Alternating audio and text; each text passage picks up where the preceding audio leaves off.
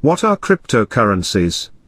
A cryptocurrency is a digital medium of exchange, using strong cryptography to secure financial transactions, control the creation of additional units, and verify the transfer of assets. There are a few pieces here to focus on: digital, strong cryptography, creation, transactions and verification. Why was Bitcoin such a revolutionary technology? A big part of it is due to its design in preventing a problem called double spending.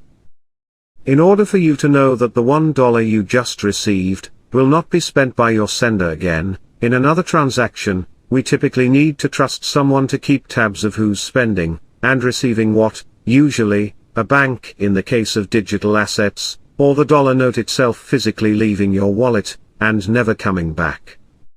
With Bitcoin, the recognition and prevention of this problem meant that we'll never have to doubt if the dollar just given to us is actually spendable by the sender, and without needing a middleman to verify it.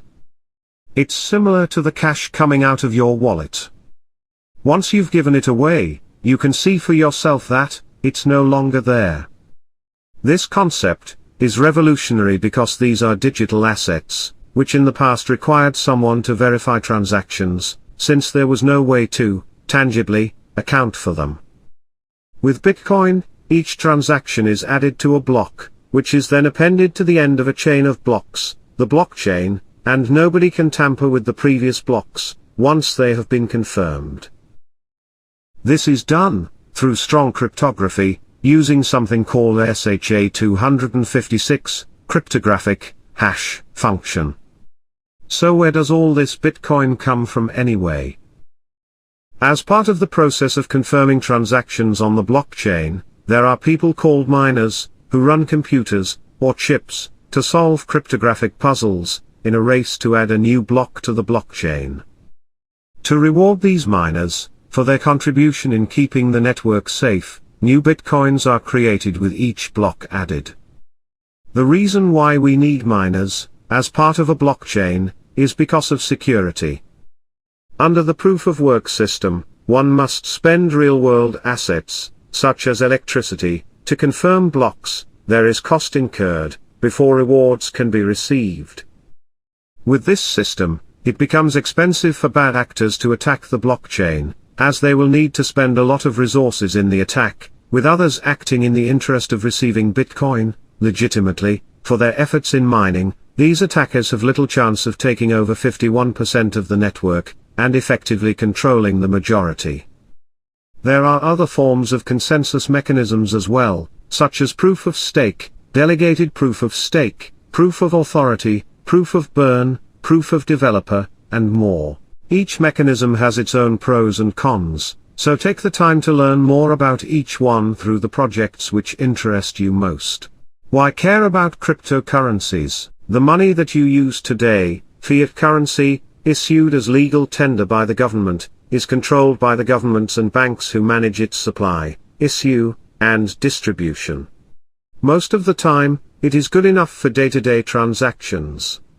As long as you trust your government and your banks. We can see examples of governments who have hyper-inflated their currency through the course of history, or banks who hold money hostage from the families of those who own it.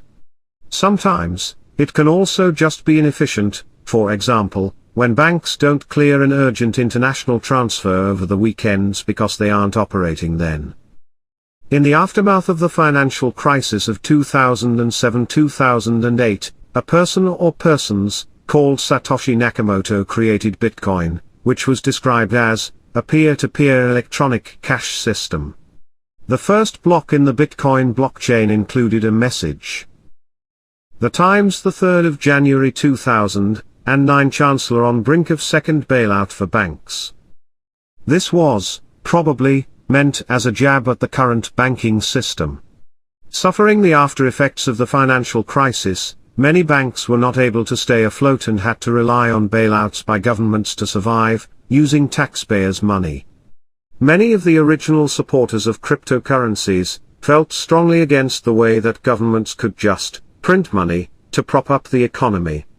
When doing so, they are in effect devaluating the money that people hold, and are putting control in the hands of politicians, who may not know how to best act, in the interest of their constituents.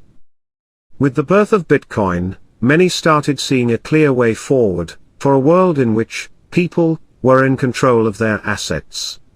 Factor in the rise of big internet companies, who were selling their users' data for profits, and we have the initial makings of a revolution. Idealists were starting to imagine a world in which we emerge as sovereign individuals. People who had complete say over our money, our privacy, our attention, and more, and thus the idea spread. The benefits of cryptocurrencies. Trustless. A bit of a misnomer, trustless is actually a quality meant to explain that you can trust people more, because you don't have to trust anyone in particular. You can use the blockchain with confidence, knowing that nobody can tamper with it, after your transaction in a block has been confirmed, barring an attack on the network. You can also oblige someone to fulfill their obligations, using smart contracts. Control. Related to the previous point, you can control and manage your own assets, without any intermediaries involved. Just keep your private keys safe. Global.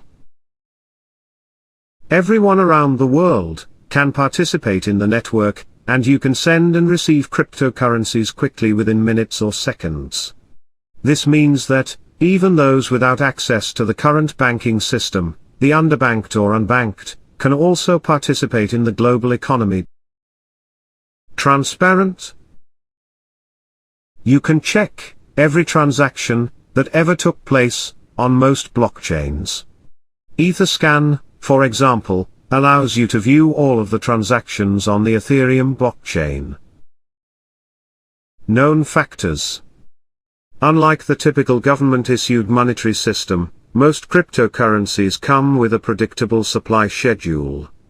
This means that you can work out an inflation rate per year, with that being known, rather than being at the whims of a central government. Anytime.